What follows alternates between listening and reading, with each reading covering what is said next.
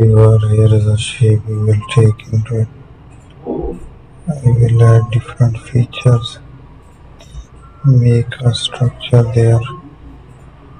Let's take the different designs, find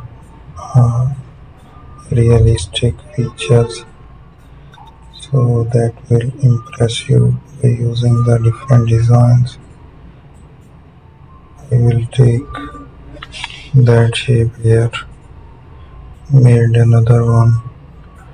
So let's keep on making the designs here. I will add a paint. Thank you for watching our video. Don't forget to subscribe my channel. So that's it.